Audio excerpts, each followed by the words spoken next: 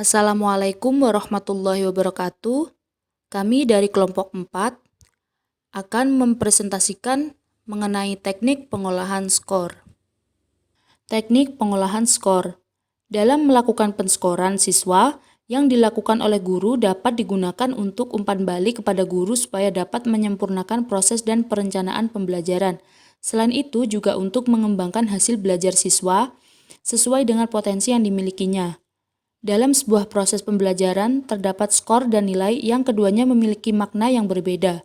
Skor adalah hasil pekerjaan memberikan angka dengan cara menjumlahkan angka-angka bagi setiap butir item yang telah dijawab menggunakan tes dengan benar, memperhitungkan bobot jawaban benarnya. Sedangkan nilai adalah angka atau huruf yang merupakan hasil hubungan dari skor yang sudah dijadikan satu dengan skor-skor lainnya. Selanjutnya akan dibahas mengenai mengolah skor mentah menjadi nilai huruf. Pengolahan skor mentah menjadi huruf menggunakan sifat-sifat yang terdapat pada kurva normal sebagai dasar perhitungan. Nah, di sini ada 3 langkah, yaitu yang pertama dengan mean atau M dan standar deviasi. Yang kedua dengan batas lulus sama dengan mean. Dan yang ketiga dengan mean dan standar deviasi ideal. Yang pertama, mengubah nilai mentah menjadi nilai huruf dengan menggunakan mean dan standar deviasi. Contoh, misalkan seorang guru memperoleh skor mentah dari hasil tes matematika yang telah diberikan kepada 20 orang siswa, seperti tabel di samping. Nah, untuk mengubah nilai mentah tersebut menjadi nilai huruf, akan menggunakan langkah-langkah sebagai berikut. Langkah yang pertama adalah membuat tabel, mencari nilai mean dan standar deviasi. 1. Masukkan nomor absen dan nilai mentah siswa masing-masing ke kolom 1 dan 2. Yang kedua, hitunglah mean dengan membagi jumlah seluruh skor dengan jumlah siswa yang ada di kelas itu. Yang ketiga, isilah kolom 3 dengan selisih tiap skor mentah dengan nilai mean atau X min M. Yang keempat, isilah kolom 4 dengan hasil kuadrat dari selisih tiap skor dengan mean. Yang kelima, hitung mean dan standar deviasi dengan menggunakan rumus sebagai berikut. M sama dengan sigma F kali X per sigma F. Dan untuk standar deviasi sama dengan akar dari sigma X min M kuadrat per N. Dari cara tadi akan didapat tabel seperti yang kalian lihat. Nah, dari tabel kemudian dapat dicari nilai mean dan standar deviasi. Mean menghasilkan 60 dan standar deviasinya menghasilkan 8,69. Langkah yang kedua adalah penjabaran skor menjadi huruf. Di sini saya menggunakan nilai standar 5. Masukkan nilai mean dan standar deviasi ke dalam rumus patokan standar 5. Yang pertama, kita menentukan skala unit deviasi atau disingkat SUD. Dengan menggunakan seluruh jarak rank dari kurva normal, yaitu negatif 3 SD sampai dengan positif 3 SD sama dengan 6 SD. Karena nilai huruf yang kita gunakan adalah A, B, C, D, E, yang berarti itu ada 4 unit, maka kita tentukan besarnya SUD. SUD sama dengan 6 SD dibagi 4, sama dengan 1,5 SD. Jadi, SUD sama dengan 1,5 dikali 8,69, sama dengan 13,035 dan dibulatkan menjadi 13. Nah, 8,69 ini dari nilai standar deviasi. Yang kedua, titik tengah nilai C terletak pada mean yaitu 60. Yang ketiga, mencari batas atas dan batas bawah dari masing-masing nilai huruf. Karena titik tengah nilai C sama dengan M yaitu 60, maka batas bawah nilai C sama dengan M dikurangi 0,5 SUD menghasilkan 53,5.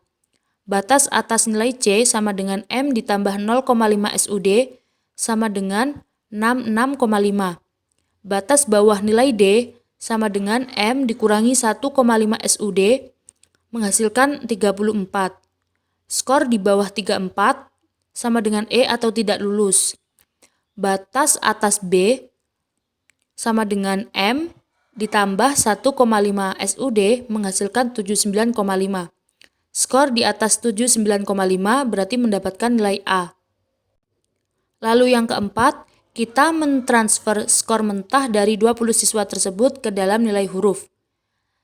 Yang pertama, skor 80 ke atas mendapatkan nilai A. Dan skor 67 sampai 79,5 mendapatkan nilai B. Skor 54 sampai 66,5 mendapatkan nilai C. Skor 34 sampai 53,5 sama dengan D. Skor di bawah 34 mendapatkan nilai E. Nah, dari 20 siswa tadi, yang mendapatkan nilai A tidak ada, dan yang mendapatkan nilai B ada 6 orang, yang mendapatkan nilai C ada 10 orang, untuk nilai D ada 4 orang, dan untuk E atau yang tidak lulus tidak ada.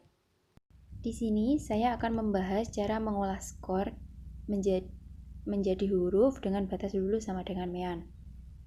Didapati nilai 50 siswa sebagai berikut. Untuk mencari batas lulus sama dengan mean, terlebih dahulu kita akan membuat tabel distribusi frekuensi.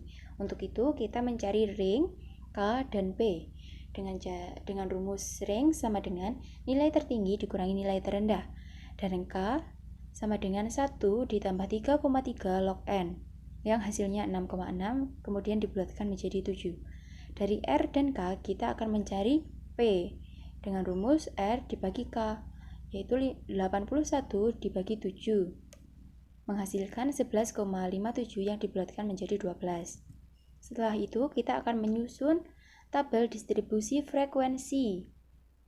Nah, dari tabel tersebut kita akan mencari mean dengan rumus mean sama dengan M aksen ditambah I kali sigma FD per N. M aksen ialah mean dugaan dalam tabel tersebut. Intervalnya kita dapati tadi bernilai 12, kemudian sigma FD nilainya 17.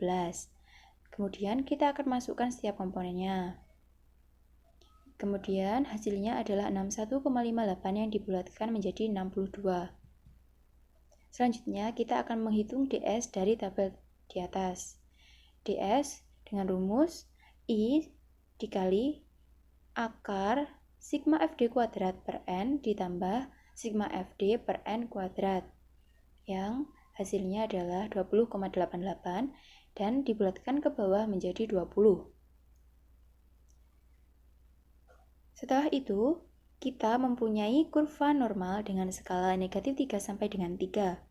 Nah, untuk nilai A, B, C, D kita akan menggunakan kurva yang positif. Nah, dari 3 skala positif itu, kita akan membagi menjadi 4 SUD atau 4 bagian, yang setiap SUD-nya bernilai 0,75. Selanjutnya, kita akan menghitung batas bawah dan batas atas dari masing-masing nilai. Batas bawah nilai D atau batas lulus sama dengan mean sama dengan 62. Kemudian, skor di bawah 62 sama dengan tidak lulus. Lalu, batas atas D yaitu mean ditambah 1 SUD yang hasilnya adalah 77.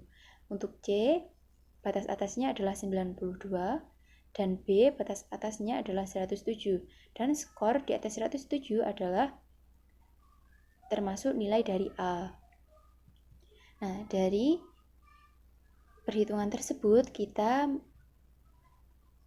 simpulkan bahwa dari 50 siswa yang tidak lulus atau skor di bawah 62 adalah 21 orang.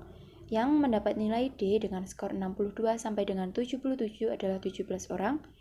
Yang mendapat nilai C atau skor 78 sampai dengan 92 adalah 10 orang. Nilai B dengan skor 93 sampai 106 adalah 2 orang dan tidak ada siswa yang mendapatkan skor di atas 106 atau nilai A. Sekian dari saya. akan dilanjutkan oleh teman yang lainnya. Saya akan membahas tentang menggunakan mean ideal dan DS ideal atau deviasi standar ideal. Jika skor maksimum ideal dari tes yang diberikan kepada 50 orang mahasiswa adalah 120, maka mean ideal sama dengan 1/2 dikali skor maksimum ideal, sama dengan 1/2 dikali 120, hasilnya 60. Dan deviasi standar ideal dari tes tersebut sama dengan 1/3 dikali 60 sama dengan 20. Dengan cara menjabarkan yang telah diuraikan pada pasal B, yakni dengan ketentuan batas lulus sama dengan mean, dan dengan demikian 1 SUD sama dengan 0,75 DS. Kita peroleh perhitungan sebagai berikut. Batas bawah D atau batas lulus sama dengan mean sama dengan 60. Skor di bawah 60 sama dengan tidak lulus. Batas atas D sama dengan M ditambah 1 SUD sama dengan M ditambah 0,75 DS. Nanti DS-nya itu dirubah menjadi 20. Yang sebelumnya itu sudah dijelaskan. Jadi 60 ditambah 0,75 dikali 20 sama dengan 60 ditambah 15, hasilnya 75. Batas atas C sama dengan M ditambah 2 SUD sama dengan M ditambah 1,5 DS, sama dengan 60 ditambah 1,5 dikali 20, hasilnya adalah 90. Batas atas D sama dengan M ditambah 3 SUD sama dengan M ditambah 2,25 DS, sama dengan 60 ditambah 2,25 dikali 20, hasilnya 105.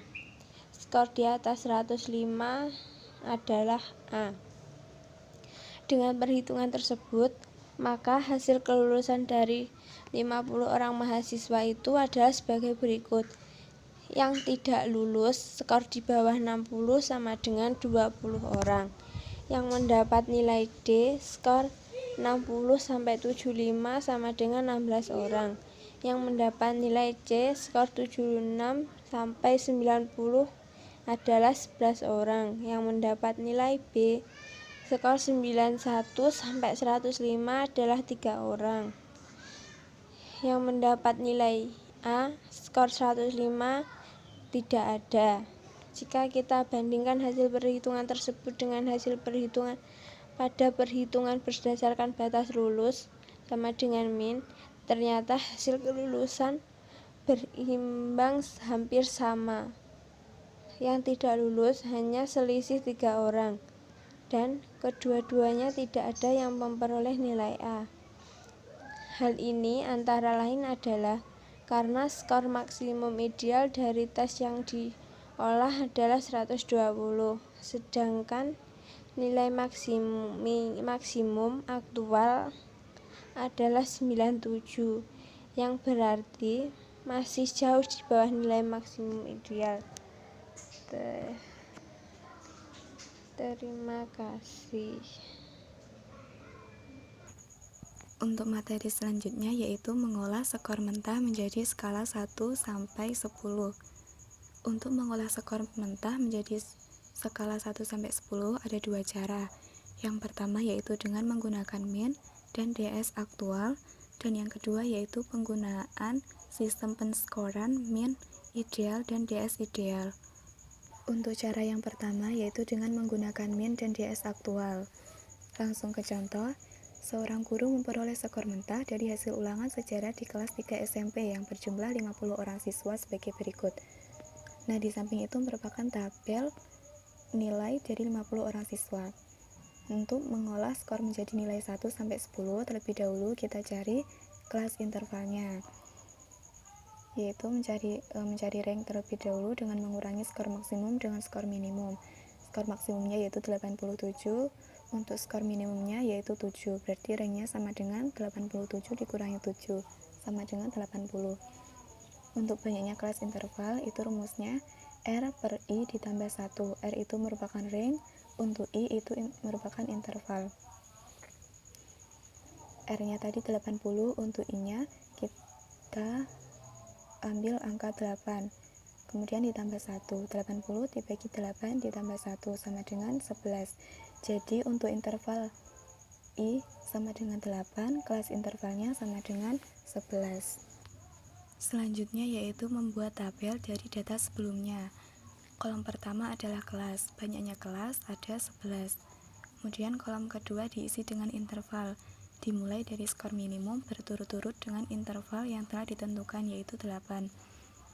Untuk kelas pertama berarti 87 sampai 94, kelas kedua 79 sampai 86, dan seterusnya. Untuk kolom ketiga diisi dengan tally, di mana kita menabulasikan tiap-tiap skor ke dalam kelasnya.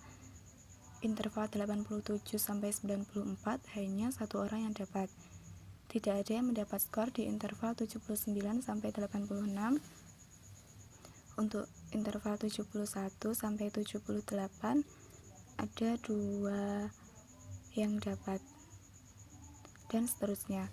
Untuk kolom selanjutnya yaitu F atau frekuensi, di mana kita menuliskan jumlah angka dari tali. Kolom selanjutnya menentukan deviasi pada lajur D dengan menetapkan letak min dugaan dengan angka 0 pada kelas tertentu. Untuk menduga letak 0 tersebut dapat kita pilih kelas yang mengandung frekuensi yang paling tinggi, yaitu di interval 39 sampai 46. Untuk yang atasnya kita tulis bilangan positif berturut-turut, dan bawah kita tulis bilangan negatif berturut-turut.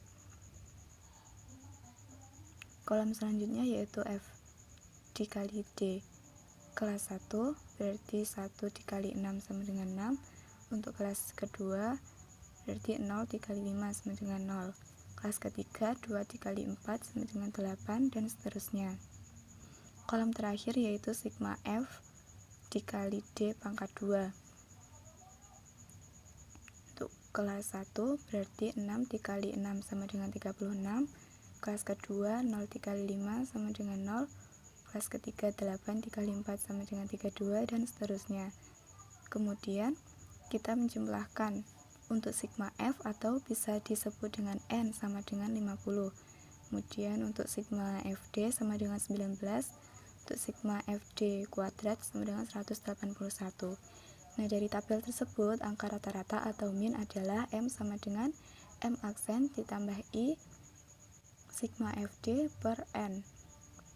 Untuk M aksen itu merupakan min dugaan, titik tengah dari kelas interval 39 sampai 46, yaitu kelas interval yang diduga sebagai tempat letaknya min.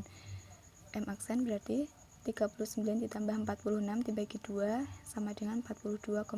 Kemudian dimasukkan ke rumus. M sama dengan 42,5 ditambah I-nya tadi 8, sigma FD sama dengan 19 dibagi N-nya 50. Itu hasilnya 45,54. Dari tabel sebelumnya kita mencari deviasi standar atau DS. Rumusnya yaitu DS sama dengan I akar sigma FD kuadrat per N dikurangi sigma FD per N pangkat dalam kurung pangkat 2. Kemudian kita masukkan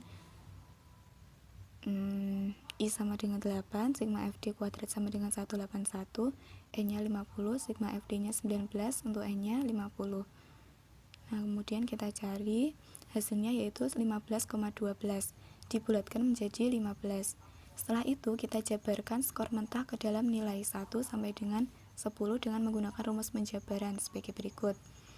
M plus 2,25 DS sama dengan 10, M plus 1,75 DS sama dengan 9, dan seterusnya.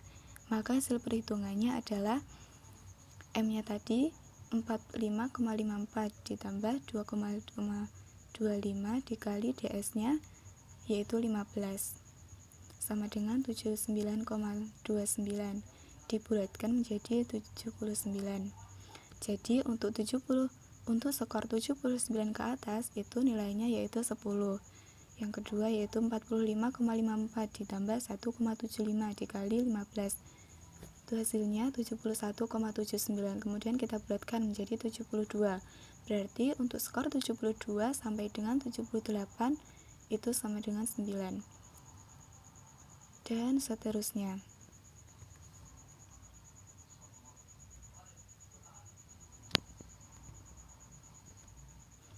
Dengan pedoman penjabaran tersebut di atas, sekarang guru tinggal mentransfer atau mengubah skor mentah yang diperoleh setiap siswa ke dalam nilai 1 sampai dengan 10. Untuk cara selanjutnya akan disampaikan oleh pemateri selanjutnya.